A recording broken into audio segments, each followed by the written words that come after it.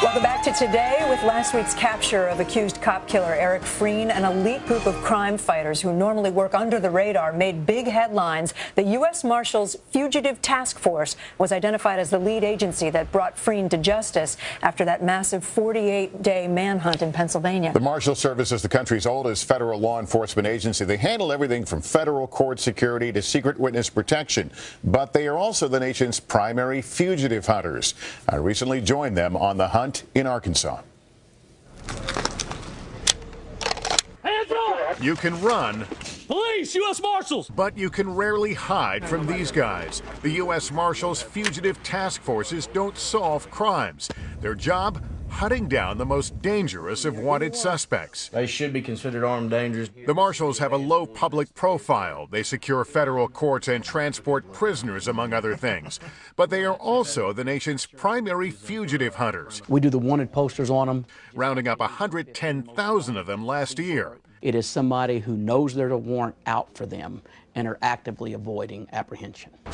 Hollywood has helped raise their profile. Our fugitive has been on the run for 90 minutes. Does this guy have any weapons history? In real life, the Marshals comb databases. They question friends and associates in what is often a cat-and-mouse game to the very end. They'll have false compartments built into their dressers. They'll have sections cut out of the flooring in their home.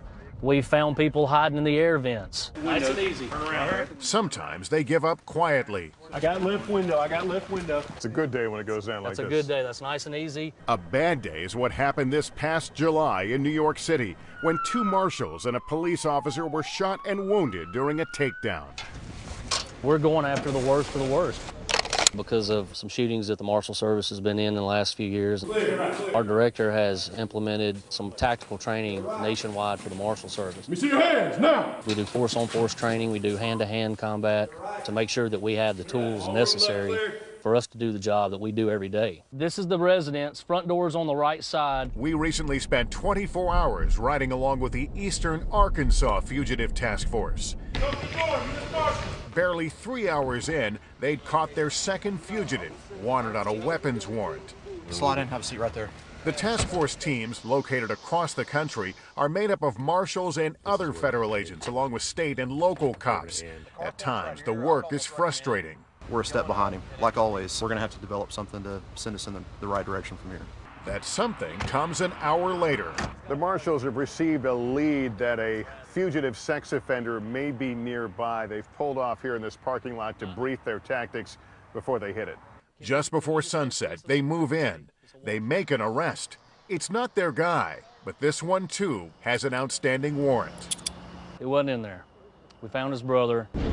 The next morning, United States Marshal Service. the team hopes for better luck as they close in on a shooting suspect. Y'all ready to move up? He won't come out, so they breach the door.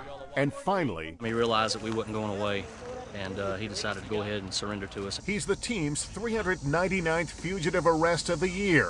As far as the other names on their list, they're on notice. We're not going to stop looking for you, so you might as well just go ahead and call it quits, because we're never going to give up. We do not quit. And remember, there was a line in the Fugitive movie where they said, you know, the guy's pleading his innocence, saying, we don't care. And that's their attitude. You have a warrant out for you. That's all they know. That's they all go it's arrest about. you. They'll let the rest of the legal system figure out whether you're guilty or not, but there's a warrant, they're going to get you. You're wearing a bulletproof vest? Were you okay? I mean, People sometimes take take shots at them, and you know, that's why they go through all that training, and we know, you know, people have been hurt in these before, so yeah, they've got to take all the precautions. They're going after bad guys. Yeah, scary stuff.